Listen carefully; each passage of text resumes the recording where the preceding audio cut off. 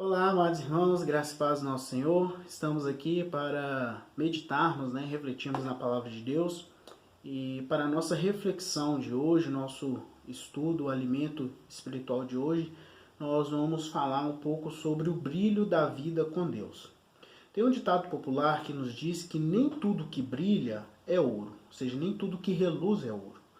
E é uma expressão utilizada quando algo parece mais do que é. Ou seja, um bom negócio aparenta ser um bom negócio, na verdade é uma fraude. Um carro com uma estética bem conservada, ao ser adquirido, desaponta o comprador. Uma pessoa que, ao ser elogiada, ela vai e falha. E uma religião que prega garantias de melhora material deixa os seus novos adeptos desiludidos. Então, as coisas não são realmente como se é apresentada ou como se é demonstrada. Ou seja, nem tudo que brilha é ouro. E o interessante é que uma lição que nós aprendemos na vida é que nós passamos a dar valor quando perdemos algo.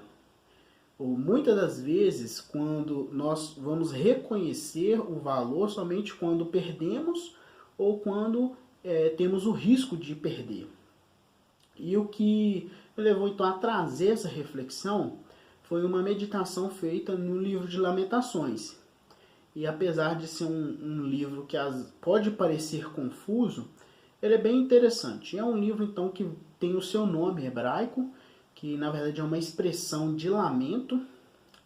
E esse livro ele vai relatar como uma canção fúnebre de uma cidade. Ou seja, em 588 a.C., o exército babilônico ele subjugou Judá e seus habitantes, destruindo Jerusalém.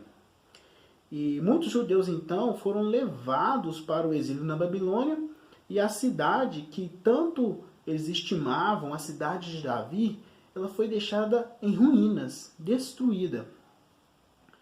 E o livro de Lamentações, então, ele é composto por 5 poemas. 5 capítulos que são considerados poemas ou 5 lamentos.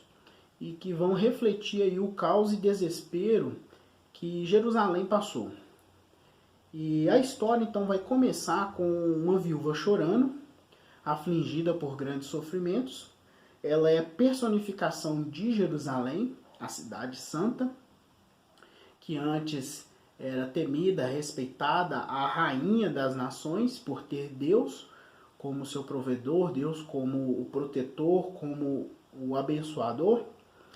E assim, essa viúva, essa cidade é traída pelos seus inimigos, levada para o exílio, rebaixada a escrava por causa da sua imoralidade e de seu pecado. No segundo capítulo, já no segundo lamento, lá temos a revelação de quem que está por trás de tudo isso. E lá nos relata então que é o Senhor. Deus se tornou inimigo de Judá e dos seus habitantes. E apesar dos babilônicos terem cercado, saqueado, destruído Jerusalém, eles não são mencionados, pois foi a ira de Deus que causou isso. Foi a mão do Senhor que pesou contra eles. Ou seja, Deus usou uma nação inimiga para castigar o povo que se deixou a imoralidade e se entregou à imoralidade e ao pecado. E o profeta então descreve como a nuvem de ira do Senhor, no capítulo 2. Deus ele puniu a cidade e seus profetas mentirosos, os quais, em vez de apontarem o pecado, eles deram ao povo promessas de falsa esperança. E ao observar então o templo, o profeta o vê destruído.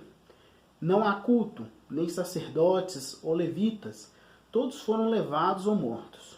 O altar foi rejeitado, o santuário profanado, e o Senhor não está mais ali. Com isso o profeta chora. O profeta se vê cansado, sua dor é grande. Ele vê zombaria dos inimigos e pensa consigo mesmo: onde está o Senhor? Jerusalém, a grande, agora é objeto de zombaria, vergonha e dor. um símbolo de derrota, não mais um símbolo de vitória. Ao ver isso, o profeta convoca os restantes, os remanescentes daquela cidade, os restantes que ali ficavam, a lamentar, a chorar, a se arrepender e orar, com o objetivo de que o Senhor Deus os perdoe e os restaure. No terceiro capítulo, que já é o terceiro lamento, emite um breve facho de luz. Apesar então de seu sofrimento, o profeta tem confiança em Deus. Em meio à perda, em meio à escuridão, ele ainda ousa ter esperança. Ele relembra a si mesmo de que o amor de Deus nunca acaba, que é os famosos versículos, né, de Lamentações capítulo 3, 22 e 23, que nos diz que as misericórdias do Senhor são a causa de não sermos consumidos, porque as suas misericórdias não têm fim. Renovam-se a cada manhã, grande é a tua fidelidade.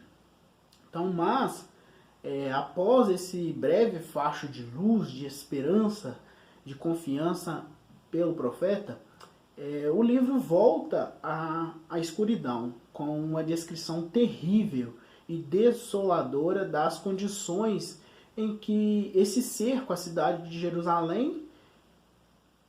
E o profeta então vai concluir com um clamor por restauração e termina com uma pergunta aterrorizante.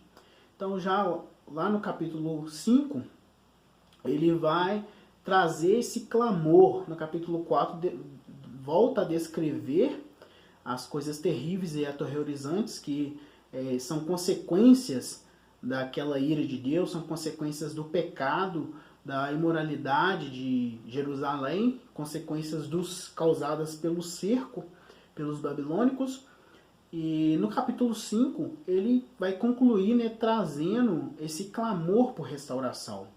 Termina então, no último versículo, Lamentações capítulo 5, versículo 22, ele faz as seguintes perguntas aterrorizantes, né? Será que nos rejeitastes para sempre? Será que a tua ira contra nós nunca vai acabar? Então este é o pequeno resumo de Lamentações, onde é um livro repleto de lamento, de reflexões sobre o sofrimento que o profeta nos descreve. E o interessante é que quando o profeta de Lamentações ele viu as lindas construções de Jerusalém em escombros, ele ficou pasmado. Então nós temos relatado lá no capítulo 4, versículo 1, o profeta dizendo o seguinte: como o ouro perdeu o brilho, como o ouro escureceu, como se mudou o ouro refinado, como estão espalhadas as pedras dos santuários pelas esquinas de todas as ruas. Então a cidade de Deus, outrora cidade santa, abençoada, cidade no cume, cidade protegida, cidade ali que era cercada pelas mãos de Deus, pela proteção de Deus, cidade que outrora era populosa, cidade que tinha toda a sua importância, que todos ali estimavam, ela estava deserta e repleta de ruínas causada por essa invasão, que levou o seu povo para o exílio e deixou apenas destruição, miséria e ruínas. E o profeta faz bem em registrar suas lamentações para que a posterioridade das gerações seguintes soubessem o triste fim daqueles que confiam nos valores materiais e não em Deus. Então, nós temos uma grande lição onde todo esse lamento ele foi por causa da imoralidade, por causa do pecado. E todas as pessoas, todos nós temos os nossos brilhos. Todas as idades têm por aquilo que são atraídas. As crianças querem brinquedos novos e melhores. Os adolescentes e jovens são atraídos pela vaidade do mundo. Os adultos procuram segurança financeira e os idosos almejam, né, estabilidade e conforto. Todavia, o mundo que empolga cada pessoa, que atrai cada um de nós, ele passa. Ele não é eterno, é passageiro, deixando assim a triste ilusão, a triste impressão de não ter dado a plena satisfação que nós esperamos. Jesus nos conta em Lucas capítulo 15, versículos do 11 ao 32, a parábola do filho pródigo. Essa parábola que nos relata onde o filho, né, um jovem, que resolveu tomar a sua herança, tomar a sua parte ali da herança, o seu tesouro, para aproveitar a vida como nunca.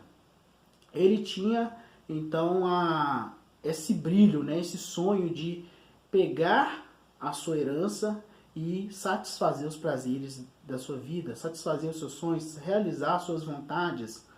E esse jovem, então, ele tinha muitos amigos, ele tinha muitos divertimentos para alegrar o seu coração. Porém, quando o seu dinheiro acabou, esses amigos sumiram. E nesse exato momento, onde o seu dinheiro também se acaba, uma fome tremenda invadiu, assolou aquela região. E ele ficou em situações de apuros, né? Ficou literalmente como a parábola nos relata, né? Ele chegou ao fundo do poço. E com isso ele teve que trabalhar cuidando de porcos, que a gente entende que não ganhava muito e que também era uma profissão desprezada, né? Por eles ter esse desprezo pelos porcos.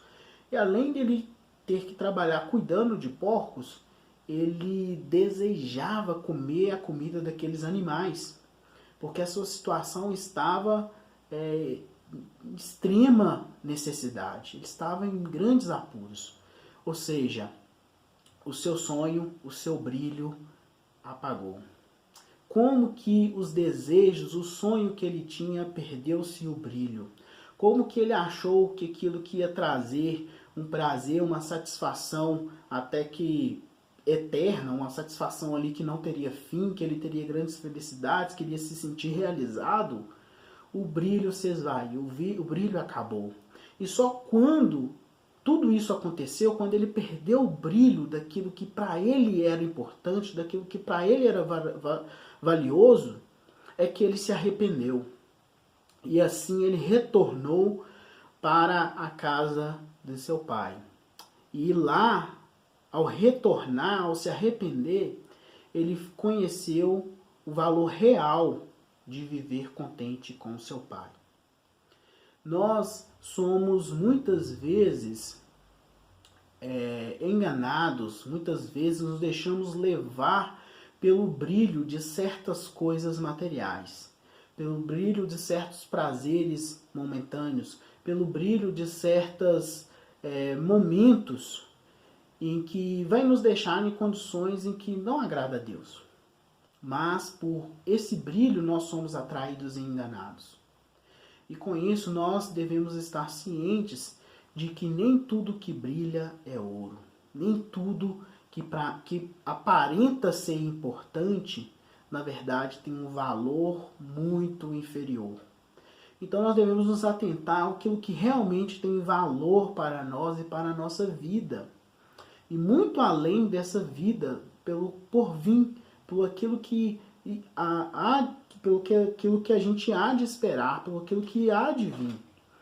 Então, quando nós firmamos o nosso propósito de servir a Cristo, as outras coisas passam a deixar de brilhar. Então, Paulo relata para a gente lá em Filipenses que ele considerou perda tudo aquilo ali, todos os status da sua vida, tudo aquilo ali que para a sociedade era importante, ele considerou perda por causa de Cristo.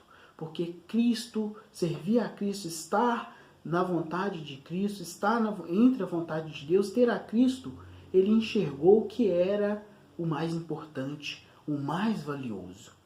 E realmente nada se compara à íntima satisfação de se concentrar na vida com Deus. Então, porque isso vai resultar para um dia a gente ganhar a recompensa no céu, com um brilho que perdurará para toda a eternidade, para a glória de Deus.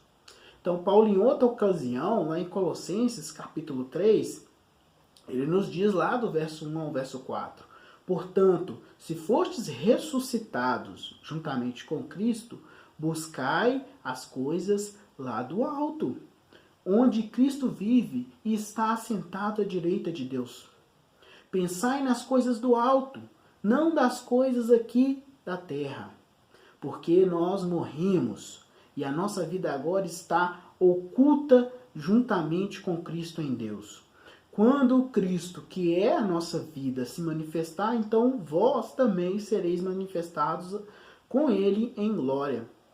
Ou seja, a nossa verdadeira vida, ela está em Cristo. Quando nós firmamos esse propósito de servir a Cristo, quando nós firmamos esse propósito de nos entregar a Ele, nós morremos para o nosso eu, nós morremos para a nossa vontade, nós morremos para a vontade da nossa carne. E passamos agora a viver para cumprir e fazer a vontade de Deus. Portanto, muitas coisas aqui neste mundo irão emitir um imenso brilho, mas não se deixe enganar. Não é ouro, não é o tesouro que você procura. Porque o tesouro que nós procuramos, o tesouro que nós esperamos é estar em Cristo, estar com Ele. E por isso, os nossos pensamentos, as nossas ações aqui devem ser de quem está olhando lá para o alto. Nós devemos olhar para Cristo, olhar para que a nossa vida seja uma vida que agrade a Ele, uma vida de quem vive com Ele. E o profeta de Lamentações fez bem em registrar todas aquelas lamentações, porque para nós e para as gerações seguintes, para que a gente fiquemos cientes de como que é triste o fim daqueles que confiam somente em valores materiais e não em Deus. Eles perderam algo muito precioso. Deus saiu do meio deles. Deus se ausentou. E quando eles estavam sozinhos, veja o quanto que eles foram assolados, o quanto que eles sofreram por Deus ter se retirado do meio deles. Que nós possamos aprender com aquela situação de Jerusalém. Veja como foi grande a ruína deles. Veja como foi grande a aflição deles. As misericórdias do Senhor são a causa de não sermos consumidos. Porque as suas misericórdias não têm fim. As misericórdias de Deus se renovam a cada dia. Grande é a tua fidelidade. Mas lembre-se também do que Salomão disse. O que ele nos escreve lá em Eclesiastes, capítulo 12, versos 13 e 14. Lá nos relata que de tudo o que se tem ouvido, a conclusão é, teme a Deus e guarda os seus mandamentos, porque isso é dever de todo homem. Porque Deus há de trazer juízo a todas as obras, até as que estão escondidas, quer sejam boas, quer sejam más. Deus há de trazer juízo. Portanto, que possamos examinar os nossos caminhos, que possamos examinar a nossa vida e mantermos fiéis a Ele. Podemos ter tudo, mas se não tivermos Deus, não temos nada. Em outras palavras, o pouco com Deus é muito e o muito sem Deus é nada. Então, o brilho do ouro se perdeu para aqueles de Jerusalém. As suas construções, as pedras preciosas, tudo aquilo lá já não tinha mais valor, porque Deus tinha se ausentado. Eles perderam o mais precioso. A única coisa que eles queriam era a misericórdia de Deus, era a presença de Deus com eles novamente. Eles queriam que Deus os restituísse. Portanto, lembre-se, o brilho de sonhos e bens se apaga, mas o brilho da vida com Deus cresce e cresce cada vez mais até a glória. Então, não se deixe enganar, nem ser atraído ou ofuscar a sua vista por brilhos passageiros deste mundo. Busque o valor real de viver contente com Deus. Reconheça o valor real de viver contente com o Pai. Que eu e você possamos compreender e valorizar o que é mais importante, que é ter esse brilho que perdurará para a eternidade. Tenha Cristo e viva, sirva a sua vida por Ele. Que Deus nos abençoe. Oremos.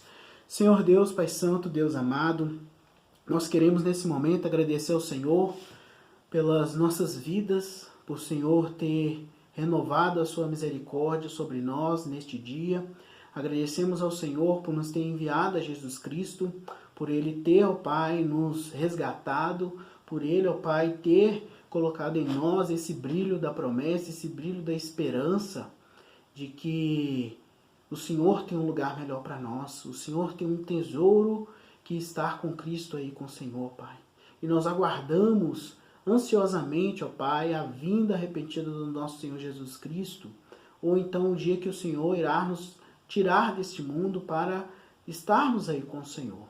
Pedimos no nome de Jesus que perdoe as nossas falhas, meu Pai. Perdoe os nossos pecados, que o Senhor nos ajude nas nossas dificuldades. Ó Deus, aumente a nossa fé. Nos ajude, ó Pai, a estarmos confiantes e perseverantes a cada dia. Por favor, abençoe toda a sua igreja, abençoe todas as famílias que clamam, todas as famílias que pedem, ó Pai, pela proteção, pela ação do Senhor. Que o Senhor esteja, ó Pai, atendendo a cada um de nós, que o Senhor esteja guardando e protegendo a sua santa igreja. Por favor, ser conosco e que nós possamos, ó Deus, buscar o brilho da vida eterna. Que nós possamos buscar a cada dia viver para o Senhor. Que o Senhor nos abençoe. No nome de Jesus é que oramos e agradecemos. Amém. Fique com Deus. Boa semana a todos.